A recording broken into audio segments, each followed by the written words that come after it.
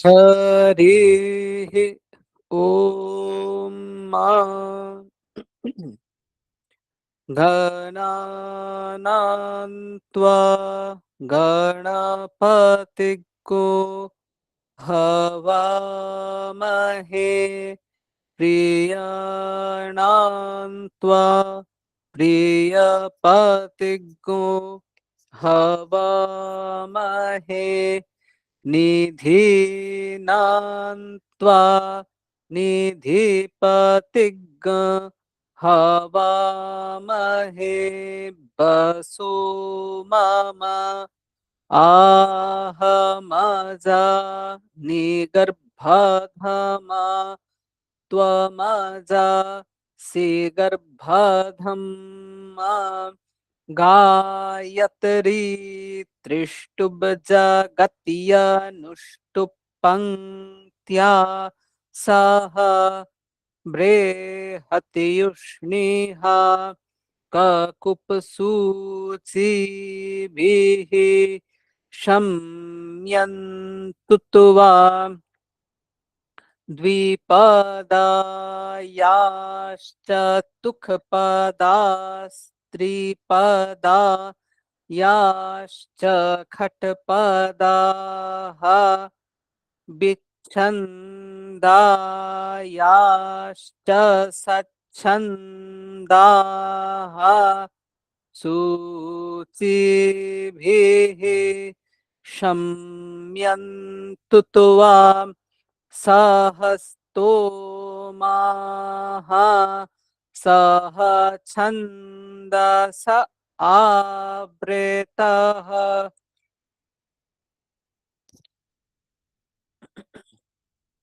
सह प्रमा रेखयः सप्तदैव्याः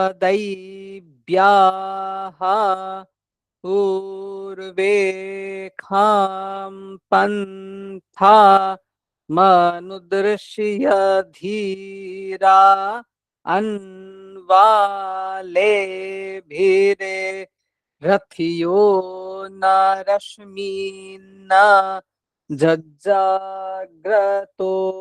दूरमुदै दैवन्तदुसुप्तस्य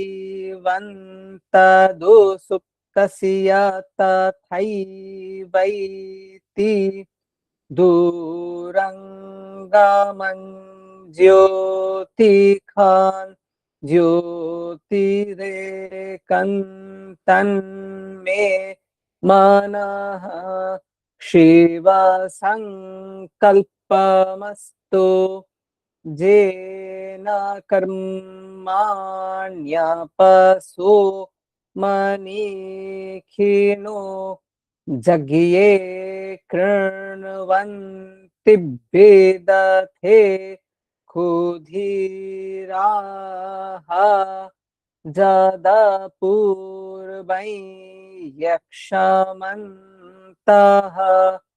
प्रजानां तन्मे मनः शिवसङ्कल्पमस्तु जत्प्रज्ञानामुतचेतो धृतिश्च जज्योतिरन्तरमृतं प्रजासु जस्मान्न रेते किञ्चन कर्म क्रियते तन्मे मनः शिवसङ्कल्पमस्तु जेनेदं भूतं भुवनं भविष्यत् परिगृहीतममृते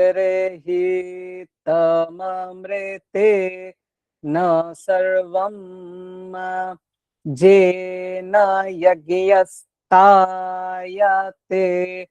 सप्त होता तन्मे मनः शिवसङ्कल्पमस्तु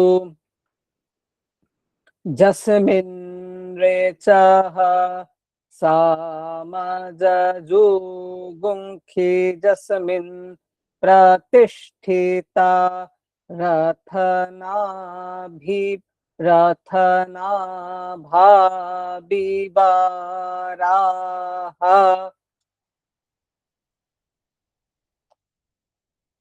जस्मिंश्चित्तगो सर्वमोतं प्रजानां तन्मे मानः शिवसङ्कल्पमस्तु सुखाराथिरशुवा निवजन्मनुखियान्ने नीयते भीषुभिर्बाजिन इव हृत्प्रतिष्ठै जदजिरन् जविष्ठन् तन्मे मनः शिवसङ्कल्पमस्तु।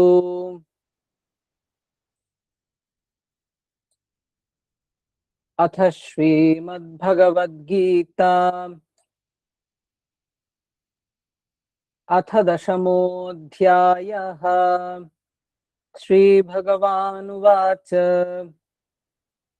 भूय एव महाबाहो शृणु मे परमं वचः यत्तेऽहं प्रीयमाणाय वक्ष्यामि हितकाम्यया न मे विदुः सुरगणाः प्रभवन्न महर्षयः अहमादिर्हि देवानां महर्षीणां च सर्वशः यो मामजमनादिं च वेत्ति लोकमहेश्वरम् असम्मूढः समर्थ्येषु सर्वपापैः प्रमुच्यते बुद्धिर्ज्ञानमसम्मोहः क्षमा सत्यं दमः शमः सुखं दुःखं भवो भावो भयं च भयमेव च अहिंसा समता तुष्टिः तपोदानयशो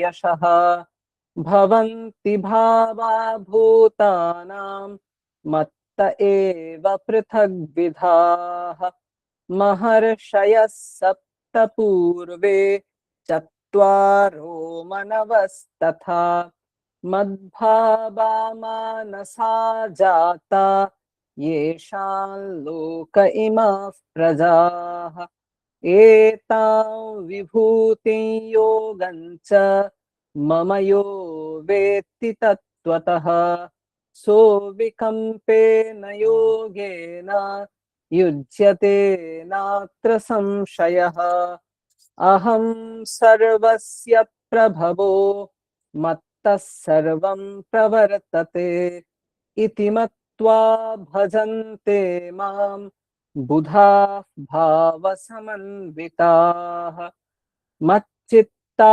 मद्गतप्राणा बोधयन्तः परस्परं कथयन्तश्च मां नित्यं तुष्यन्ति च रमन्ति च तेषां सततयुक्तानां भजतां प्रीतिपूर्वकं ददामि बुद्धियोगं तं येन मामुपयान्ति ते तेषामेवानुकम्पार्थम् अहमज्ञानजं तमः नाशयाम्यात्मभावस्थो ज्ञानदीपेन भास्वता।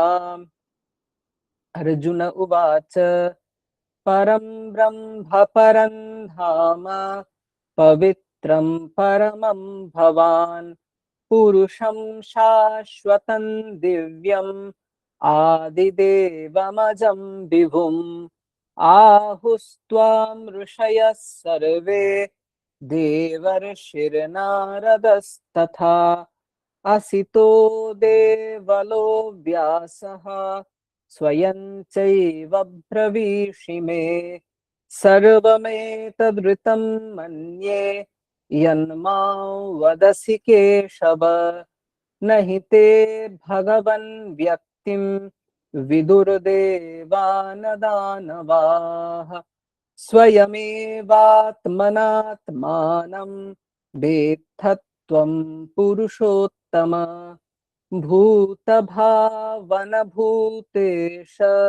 देवदेव जगत्पते।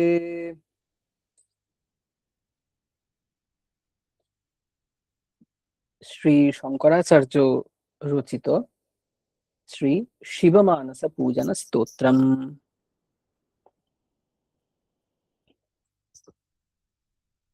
रत्नैकल्पितमासनं हिमजलैः स्नानं च दिव्याम्बरं नानारत्नविभूषितं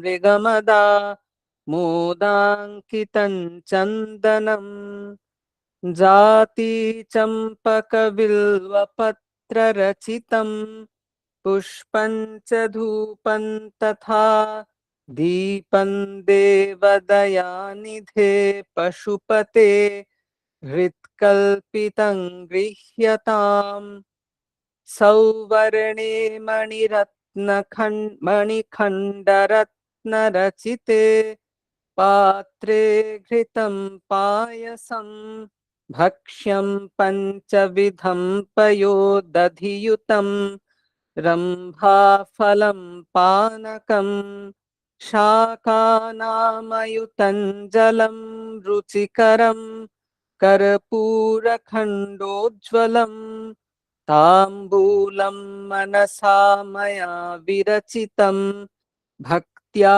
प्रभो स्वीकुरु छत्रं चामरयोर्युगं व्यजनकं चादर्शकं निर्मलं वीणाभेरिमृदङ्गकाहलकला गीतं च नृत्यं तथा साष्टाङ्गं प्रणतिस्तुतिर्बहुविधा ये तत्समस्तं मया सङ्कल्पेन समर्पितं तव विभो पूजां गृहाण प्रभो आत्मा त्वं गिरिजामति सहचरा प्राणाः शरीरं गृहम् पूजा ते विषयोपभोगरचना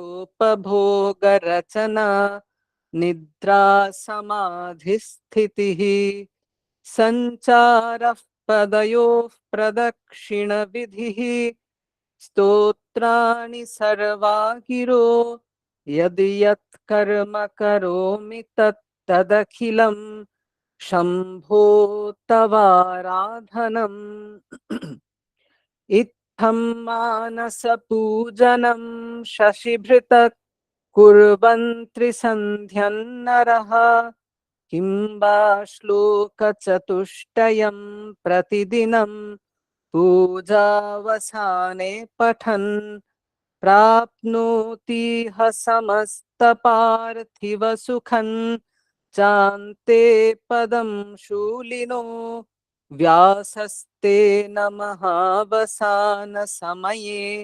कैलासलोकं गतः व्यासस्तेन महावसानसमये कैलासलोकं गतः।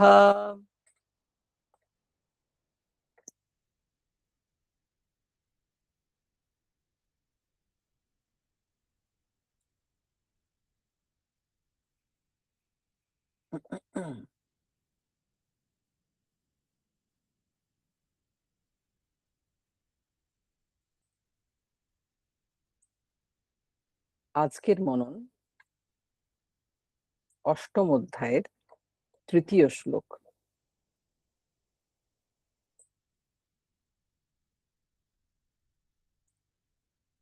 আমি প্রথমে শ্লোকটি পড়ছি।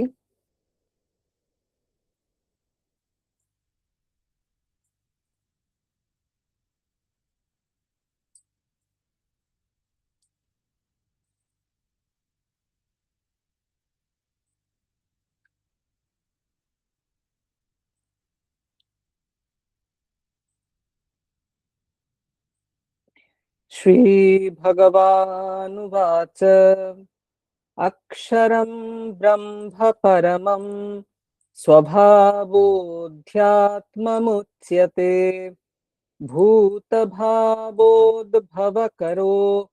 विसर्गः कर्म संज्ञितः। আরেকবার পড়ছি। श्रीभगवानुवाच अक्षरं ब्रह्म परमं स्वभावोऽध्यात्ममुच्यते भूतभावोद्भवकरो विसर्गः कर्म संज्ञितः।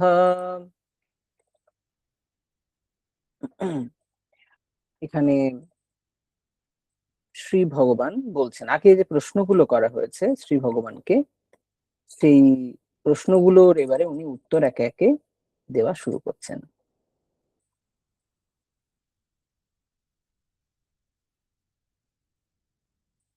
প্রথম হচ্ছে প্রশ্ন করা হয়েছিল কিম তদ ব্রহ্ম কিমধ্যাত্মম কিং কর্ম মধুসূদন অধিভূতং চ কিম প্রোক্তম ইত্যাদি।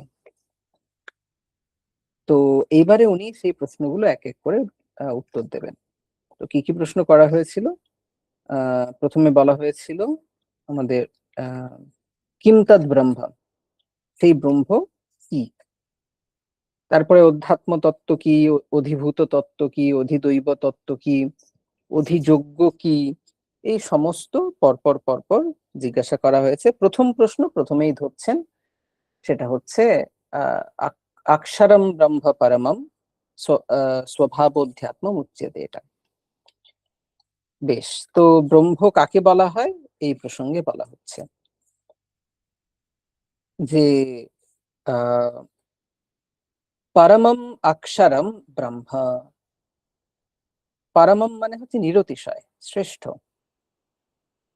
তো সেই যে নিরতিশয়, সর্বব্যাপী, পরম বা শ্রেষ্ঠ অক্ষর, অক্ষর তত্ত্ব, সেটি হলো ব্রহ্ম। এবার অক্ষর শব্দটার মধ্যেই কিন্তু অনেকটা অর্থ লুকিয়ে আছে। তো ক্ষর মানে যার ক্ষয় হয়, পরিবর্তন হয়, তাকে বলে ক্ষর। যার পরিবর্তন হয় না তাকে বলে অক্ষর। তাহলে ঠিক ক্ষর এর উল্টোটাই হচ্ছে অক্ষর।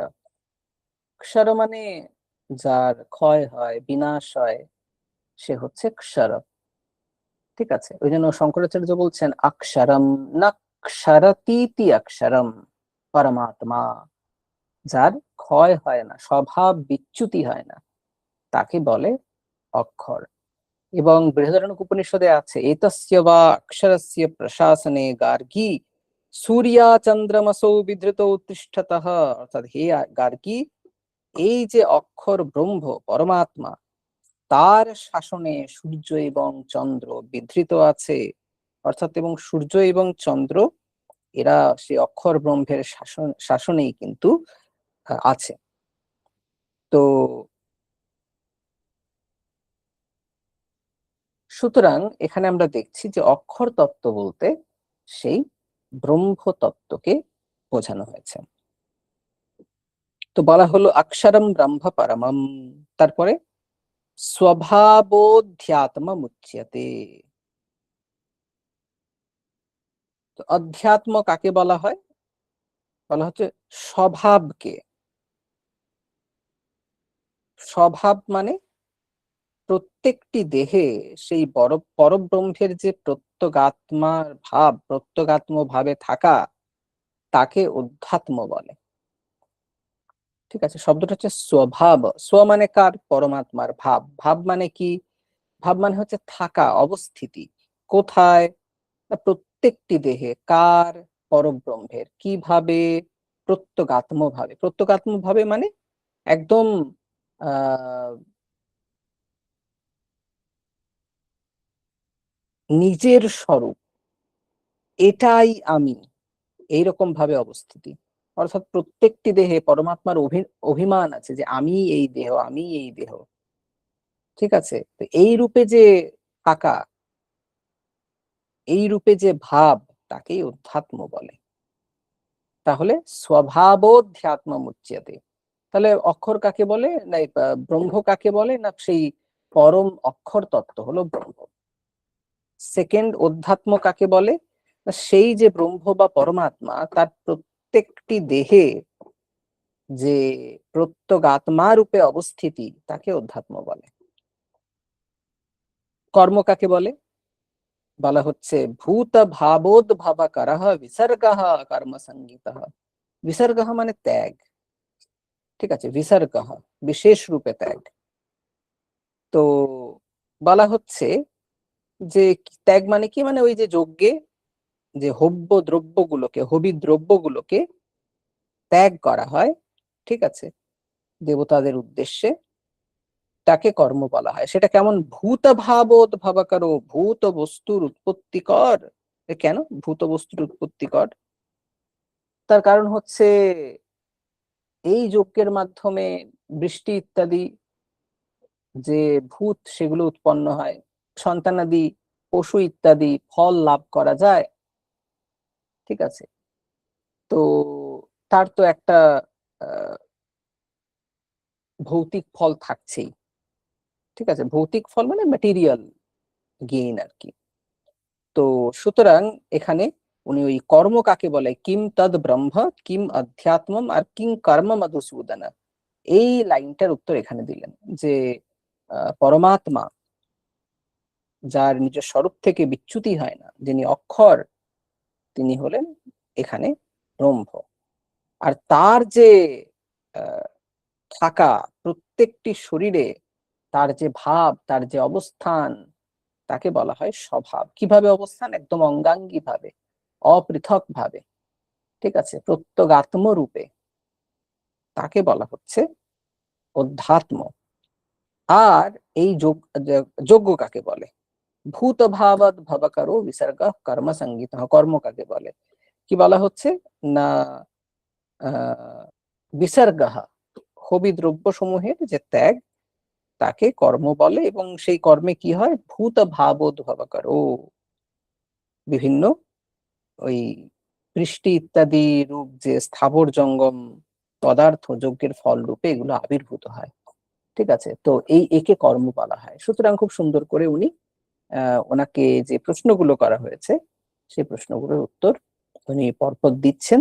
তার মধ্যে এখানে এই ব্রহ্ম অক্ষর তত্ত্ব, অধ্যাত্ম তত্ত্ব এবং কর্ম, এই তিনটে বিষয় নিয়ে বললেন।